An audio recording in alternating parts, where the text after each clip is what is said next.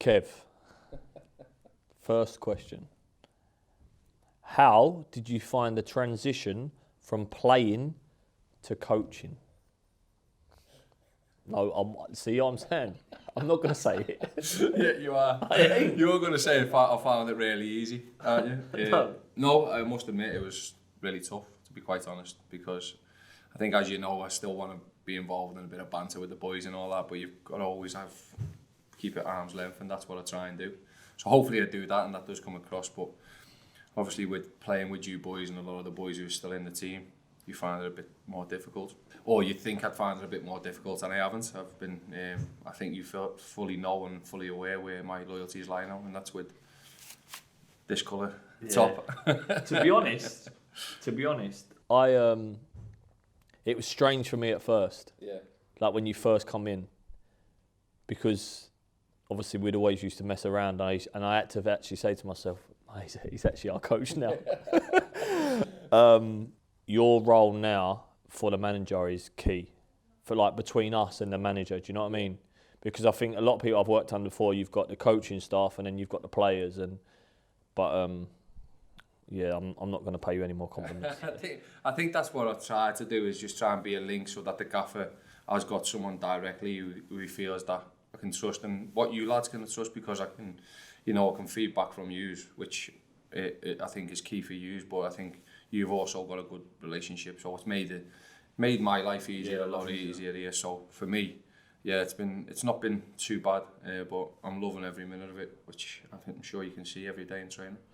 This ain't a question, but I'm going to ask it anyway. Do you enjoy giving everything against me in training?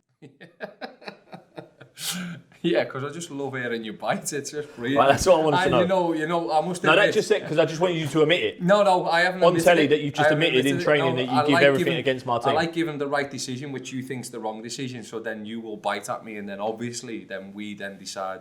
And then more and more you moan at me, the more and more I'll give it the other way, which then I get more bites off you, which then obviously makes me makes me really enjoy the training session a lot more. Number 2. How does the banter compare between coaching staff and playing staff? Well, I think obviously I have a lot of banter with you boys, but I've got to be careful how much or how far I go with it.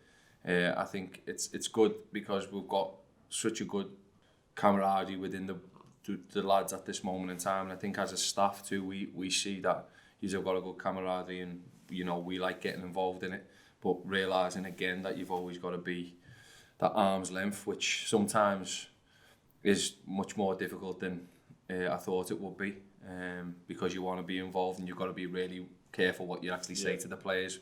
What players say to players is different to what a coach can really say to a player. But yeah, I must admit, I've enjoyed this season in terms of the banter and being involved on certain bits. But I think you boys have got a right blend, which is nice for us.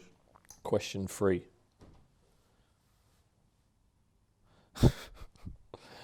What advice would you give to captains of their team to get the best out of their players? I think we spoke loads now, didn't we, in my final year, because you sort of knew that that was going to transition anyway in terms of you were playing a bit more. To be honest, you, from when you left, what I'm saying is it's a lot easier being a vice captain than it's a captain, and you told me that. For me, I think you've got to captain it your own way, and I think that's what's been good about you. You've learned from me. I can see that you've done that in terms of what you do off the field, but I think you're a different captain to where I was anyway.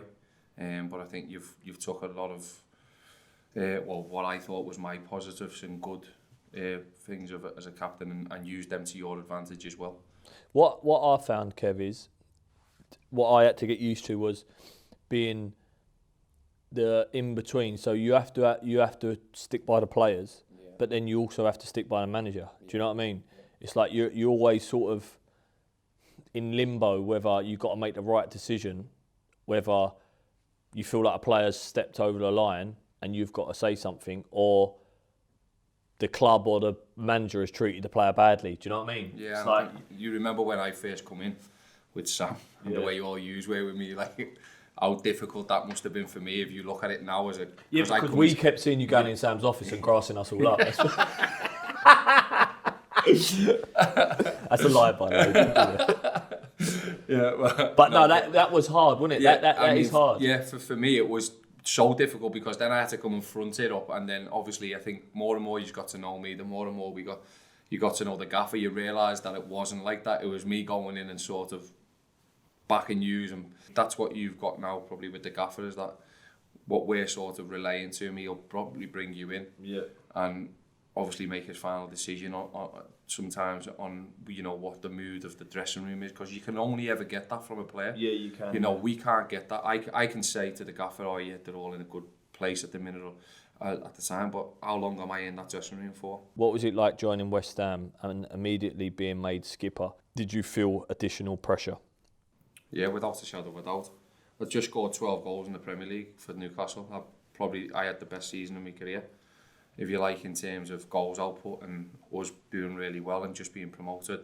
Thinking that you're going to go again, and I come back, I just had an operation on my ankle, whereas I was expected to sign a new deal at Newcastle. Obviously that all turned a bit sour and they took the deal off the table, and then I got a phone call when I was in Dubai saying, will you come to West Ham with me? It was from Sam's agent, and I was like, yeah, you know, I really did fancy it. But then you walk in first day and you think, you know, we still had Scotty here at the time, yourself was here, you know, we had Tonks and JC, who were all quite tight-knit, you know what I mean? And then you're obviously thinking, have you made the right choice?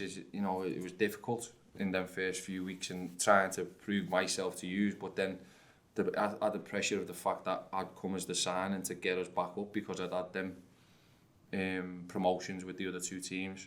Once you got to know me, I got to know yous, and we sort of built that dressing room together, you know, and you know yourself knows how bad that dressing room was the season before and previously.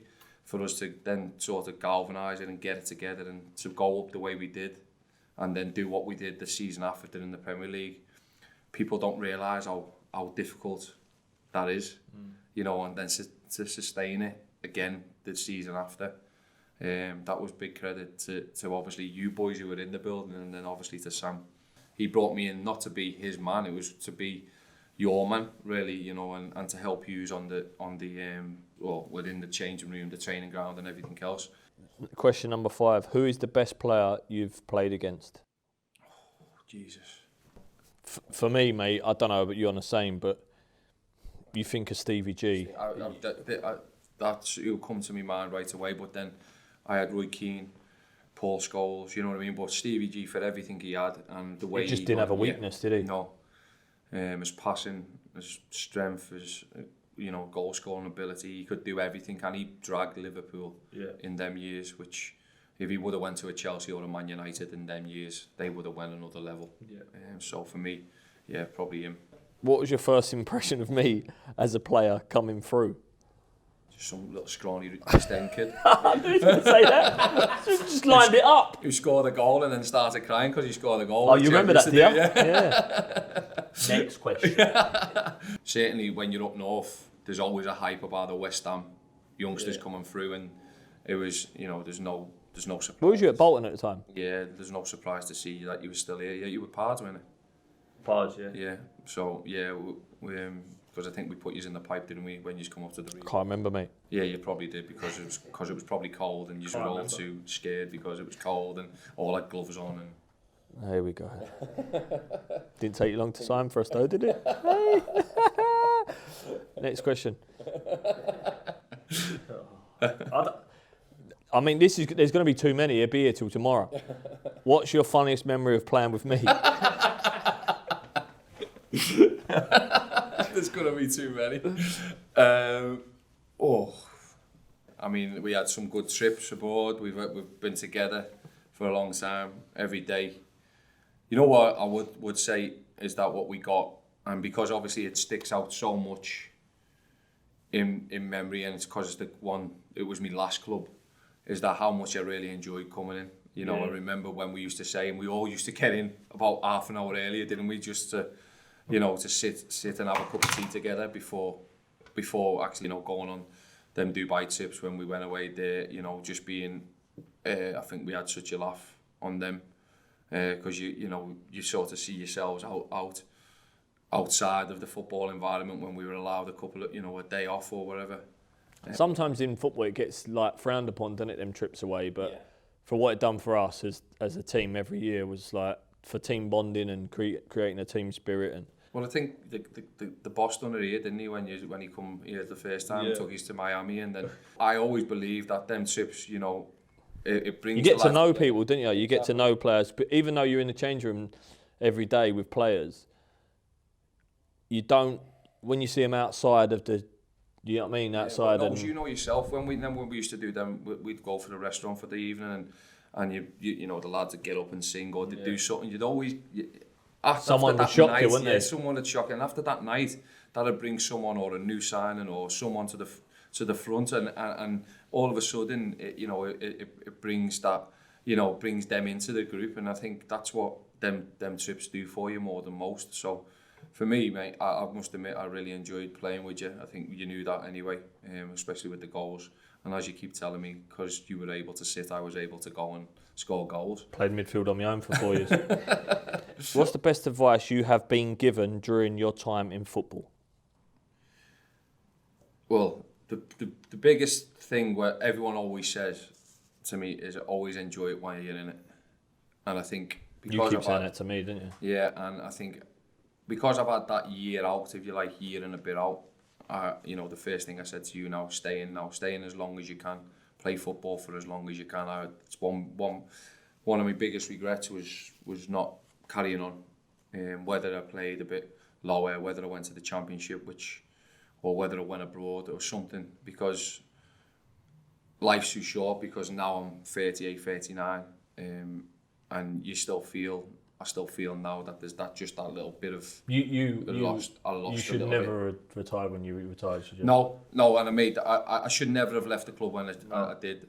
I should never have left the club. I should have stayed that year. But what I found so difficult is what I think you've probably learned from with me. I don't know whether it has, but you've sort of took your role within the team without thinking, right, I've got to play every week, or and I should have took that role, but because I played was all through my career. Kev, I must admit, mate, for me, same as you, I played every week for like 15 years, and then when we went into lockdown the first time, and then we had that when we come back and we had to stay up. That 9 games for me, like obviously the one we played against Chelsea and then Norwich away and Watford at home and Man United away. Then we went into the summer, and that 3 weeks was like I had an headache for 3 weeks, like where I was so worried about staying up. Do you know what I mean? Yeah. And thinking, and then you get to a point where you think, like, when you get older, you can't play every week. Do you know what I mean? Like you can't physically do it. It catches up on you. Do you know what I mean? I couldn't transition into the fact that what you've said. You went away. Knowles, we just had a decent year. We were doing all right. Slav had just come in. We were in Europe. And I was thinking I could have still played 20 odd games that year without playing every week, and that was the thing. I didn't see the big picture. Whereas, because you've probably had that 3 weeks and you've just come back and thought, you know what, I'm going to enjoy this season. I want to enjoy it. One thing I said to myself and exactly relax. And I didn't, and that's what's probably my biggest regret with it all, mate. Was that, and that's why I keep saying to yourself, play because you can. Yeah. There's no doubt about it, because you still can. If I didn't think you could, then I wouldn't say keep going and keep going. No. It's because you can and you can do it, and you've still got a lot to offer, and it's not just about what you're offering, because that's all I'm doing now. Yeah. And unfortunately, I'm not being able to do things on the pitch, but I'm trying to help people. Do you know what? I actually, thinking back now, I actually regret not ringing you and saying just stay. Do you know what I mean? Yeah. But I know it was probably hard for you because. Makes it a little bit easier for me because I support the club and I've been here all my life. Do you know what I mean? Whereas you moved around a bit. Of course, yeah. But thinking back now, like if I would have said to the gaffer at the beginning of the season, look, if I'm not going to play every game, I want to leave. Like, do you know what I mean? What's that do for me? That doesn't make sense. And it wasn't like that with Slav either. I think it just come to a head, and even Slav was like, he was delighted with how it was, and I would come back training and everything else. But he just said, you're not going to play, and I just wanted to find somewhere where to play. I did have a place to go, I did have an opportunity to go and sign somewhere in the Championship. But as soon as I'd sort of wrote or signed that I was leaving here, the day after that was off the table, which sort of put me right back. And then I had a few offers to go abroad, which I just didn't fancy. No. And now when I look back again, I think, why didn't I just take the plunge? I think we was the same though, weren't we? We had kids quite young, didn't we? And it was hard to just to go to the kids. Like that's what I look at now. Mine are like 11 and 12, and I don't think I'd say now, oh, by the way, we're going to live somewhere else. They're in good schools and they're happy. So if you're going to do it now, you're going on your own. Yeah, exactly. You know, and that's a big step for obviously for the missus and that. So yeah, but for me, the best piece of advice was just enjoy it while it lasts, because like that, it's gone. You've actually got better right there. He has. Technically, he's got better as a coach. Always. I'm pretty sure he had a year out and he practiced in the garden. I find it so offensive that you will say something like that. No, I have to laugh you, at it because now you've actually got the lads believing it as well. I know, which is absolutely incredible. I don't know. It's just I don't know whether I've forgotten that, but it just. I just didn't show it as much because I didn't need to. I used to just get in the box and score. No, I knew you was a good player, but like since you become a coach, you've got better. What are the biggest highlights of your playing career? Well, the 3 promotions right away. They were all big opportunities. My first full season as a Championship player, I got promoted with Bolton. Coming to when I went to Newcastle, we romped the league, the Championship, which was great. And then coming here to get us promoted again was absolutely fantastic. I've had so many good memories. I've scored hat-tricks in big games for us. The one against Sunderland for Newcastle obviously sticks out because of the derby, and it was like 24, 25 years since it had last been done by Peter Beardsley. And it'll be probably a long time since it gets done again. Was that the 3 tap-ins you scored? Yeah, over a kick one. That was a bite. And then obviously you'll probably remember the hat-trick against Reading here after the rivalry what we gained against them because from the Championship. To put them down that year was really nice. I think I set up 2 of your goals that day, but anyway. Right, Kev. Final few questions, quick fire. Favourite holiday destination? Ooh, Ibiza. I was going to say that. These are the ones I could tell. Favourite TV series of all time? Don't say name. Say it. What did you say? Favourite TV series of all time? I can't believe you ain't said it already. What would you say it was? I thought you'd say Sopranos. I was thinking Sopranos, but I haven't watched that for years. I've watched it. Well, Kev, this is quick fire. Yeah, but that's what having a year out does for you. Come on, give us one. If I was to watch one back, it'd be Sopranos. The latest one, though, was Sons of Anarchy. Favourite sport outside of football? It was tennis when I was younger. I played a lot of tennis. Not really a golfer, are you? We're a golfer now. I played it until Ailey told me that it was either football or golf. Yeah. Or the pub or golf. We ain't going to quite put it like that, Mark, but yeah, you can have I know 4 Hayley, hours. mate. You know I always stick up for Hayley over you guys. Yeah, of course. Last question. Favourite thing to do on a day off? Spend time with my kids, mate. Love that, Kevin. Cheers, guys. Take that.